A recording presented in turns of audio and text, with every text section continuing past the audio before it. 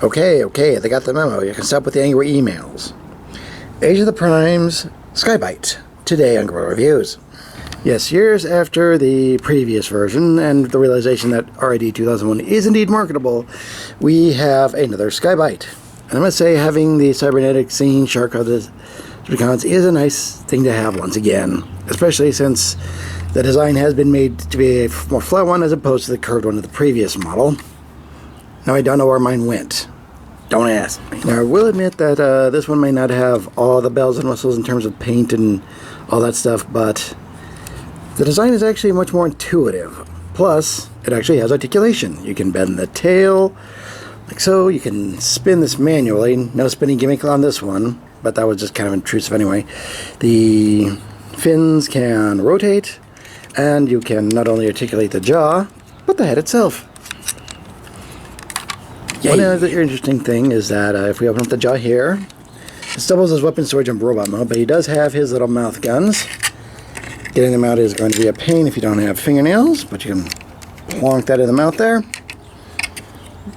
If that excites you, you can certainly do that. One thing I will also mention is that there is a touch of parts forming involved, at least in terms of getting this figure out of the box. These dorsal fins right here, they do come on in a sprue that you need to pop off. Nothing really big to it. These parts right here come detached. You see them in the box themselves. And they, due to the pressure of the fact that you just slide in, they are going to pop off right now and again. But fortunately, they're large enough so that you can find them fairly easily. But it is something to watch out for. Getting onto transformation, we'll start from the bottom here and unpeg these parts. These do just slide out here.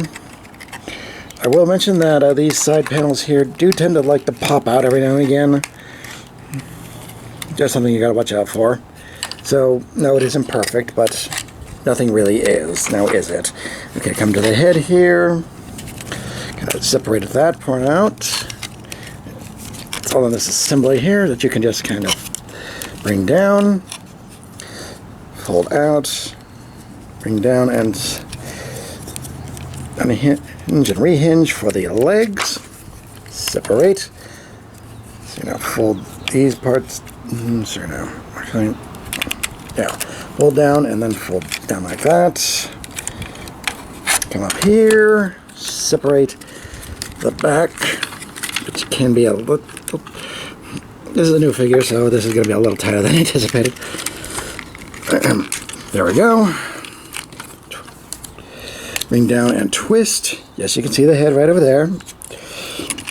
Bring this whole thing up a little bit. Separate the arms. Bring down. Slide in. Slide and in. Bring this whole assembly up here now. Now you can make sure that's all folded in properly. Bring this down here. See what I mean? They just slide off, but they slide in just as easily. 1 second, just slide that down on there.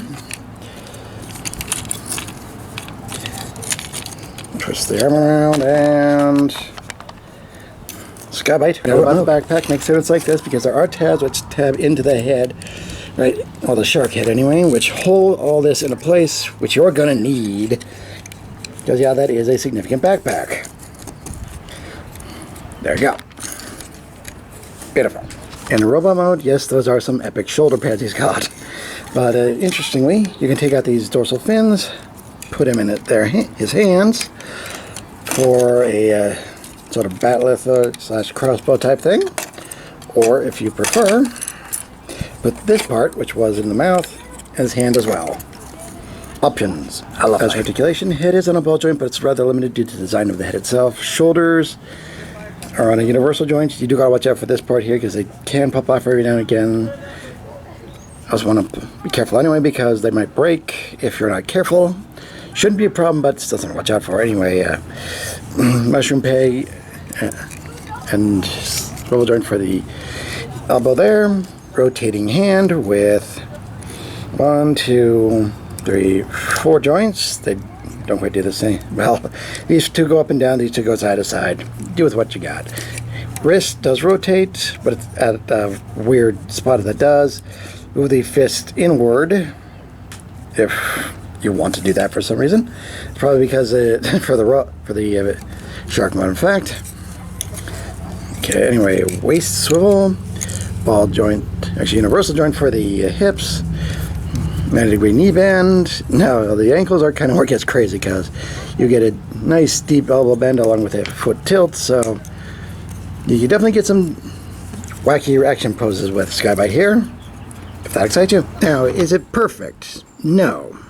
Is it improvement from the previous version? Yes. Here and there, it has its own little flaws, but nothing you can't overlook, at least in comparison to the last one. And let's face it, the chances of us getting a third one in near of a decade is pretty slim. Even third parties aren't going near RID 2001, so this is going to be your best bet if you want a new version of Skybite that's more to your liking. Anyway, I am the Deceptiwolf. This has been Age of the Primes Skybite. I gotta remind you all, free your mind, free your toys.